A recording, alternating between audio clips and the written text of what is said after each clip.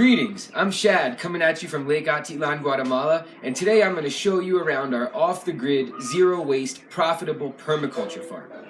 One of the big ideas of permaculture is that we use nature as our guide and we mimic the natural patterns and in turn design ecosystems that can meet all of our needs. One of the big patterns that we can observe in nature is that nature produces no waste. There is no such thing as waste in nature because every output of one thing is used in turn by something else, continually adding to the diversity and complexity of the system. So that idea of producing no waste has been a central theme in the design of our own house and permaculture farm.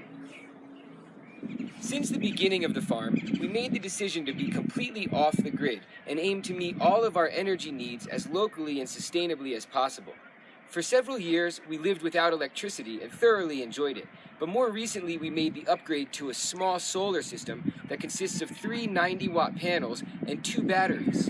I really want to stress here that going off the grid is not just about going out and buying a bunch of fancy equipment. Really, it's about looking deeply at our actual energy needs and devising strategies for how we can reduce our usage and consumption. Furthermore, sustainability is a process, and it's achieved only through work and accepting constant feedback. For example, our cooking energy is still not 100% sustainable. We mainly use a rocket stove with firewood that we grow on the land, but we also use a propane tank for a lot of our cooking. Our goal in the future is to build a biodigester that will produce methane and hopefully reduce our need for propane. But at the current moment, we haven't achieved that yet. Beyond our energy use, all of our buildings as well are designed to feature locally available renewable materials. As with our house and other farm buildings, the seed house here is a perfect example of a natural building made exclusively from materials we find on our land.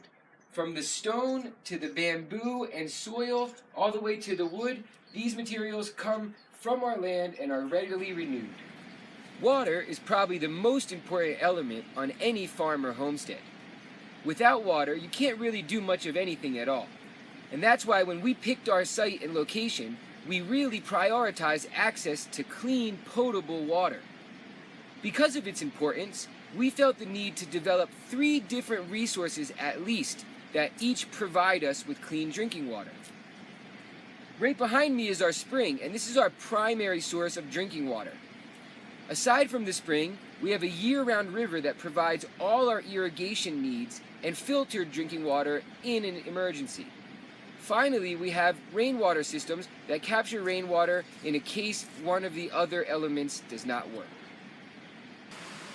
Aside from working with actively flowing bodies of water, we also work with passive harvesting of rainwater and other overland flow.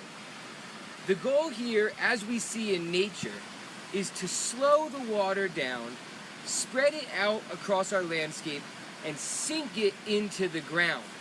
You can really remember that easily. Slow it, spread it, sink it. Even if you're not living on an active, profitable farm, it should be pretty easy for any person or family to meet most of their vegetable needs in a small space right behind their house. In permaculture, we call the space surrounding the house that's visited the most Zone 1. And in Zone 1, it's really quite easy to grow a whole lot of food to meet most of your vegetable needs. In this little garden right behind my house, I have over 50 useful plants that are edible or medicinal. Visited regularly and watered regularly, they grow very well even if they're packed in a little tight.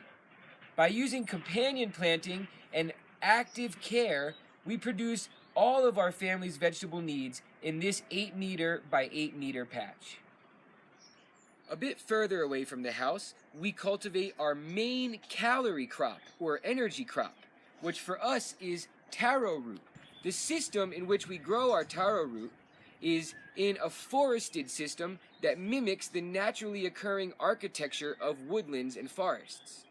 If you look at any forest, you can see that different plants occupy different layers. Starting from the bottom, we have the root layer, which for us is occupied by our main food crop, taro root. Beyond the root layer, we have the ground cover layer, which for us is sweet potato, or mint. The sweet potato provides edible greens as well as an edible root. Above the ground cover layer, we have the herbaceous layer, which for us is sweet cucumber, a shade-tolerant, fruit-producing cucurbit, which gives a nice melon-tasting fruit regularly. Above the herb layer, we have naranjillo, which is a small sour orange, or we have banana. Beyond the herbaceous layer, we go to the mid-sized or medium tree layer. In our food forests, we grow loquats, pomegranates, limes, and tree tomatoes. These occupy the small tree layer or the lower canopy. Above that layer, we have the big trees or the upper canopy layer, which for us is avocados and bamboo. Beyond that, we have vines like passion fruit that grow all over the trees and produce a lot of fruit. We also have mushrooms growing, which occupy an 8th layer in a naturally occurring forest. Together, these plants provide a large amount of fruit that meets our fruit needs and keeps our diet exciting, but it really produces our taro root, which is our major calorie crop. Another aspect of the food forest is that we rotate different types of animals through different parts of the farm at various times of the year. This allows the animals to fertilize the food forest and then allows the food forest to absorb the fertilization and rest when the animals move to a different piece. In this particular case, we have meat birds that live in this movable chicken house behind us. This chicken house is easily rotated to connect to 4 different yards, and that allows the chickens to be in one yard for a period of time and then be moved to another piece. Similarly, goats, which are the cornerstone of our farming enterprise, are rotated through pastures even further away from the house. By using people to guide their movements, we move the goats throughout different areas so that the land can regenerate once they've been visited by the animals. Here we are in the market garden, which, aside from the goats, accounts for the main income for the farm.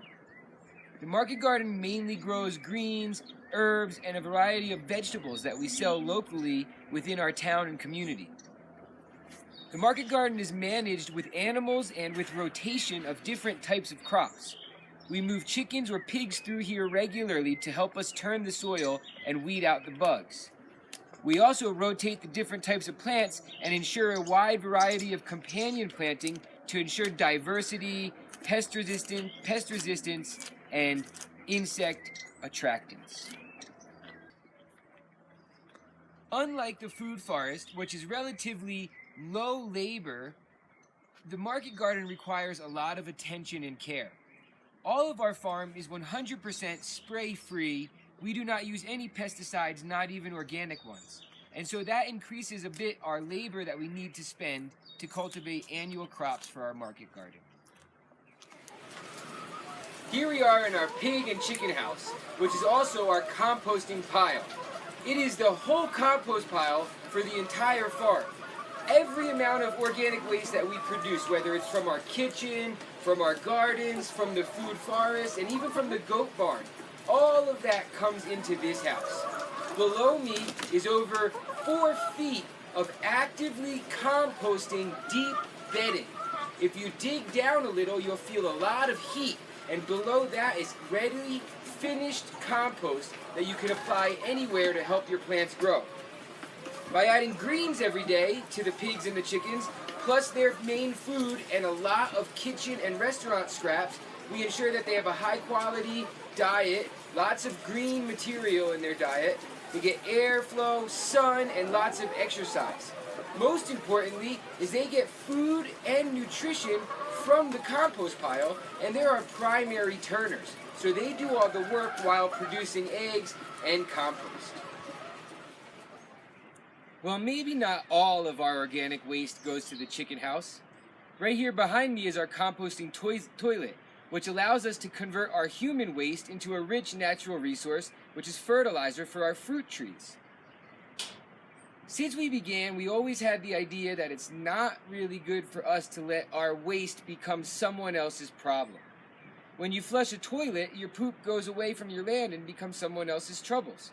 Similarly, any plastic that we find or that we produce, we don't let it leave our land. Instead, we stuff it in old water bottles and that turns our waste into a resource. These eco-bricks can be used to make garden beds, or benches, or walls. For me, that's really what off the grid and zero waste is all about. It's about looking at things differently and seeing how you can convert waste into resource. So speaking of resources, I think I'll go convert some right now. If you guys want more information about our permaculture farm, check out facebook.com/Atilan Organics. Happy pooping.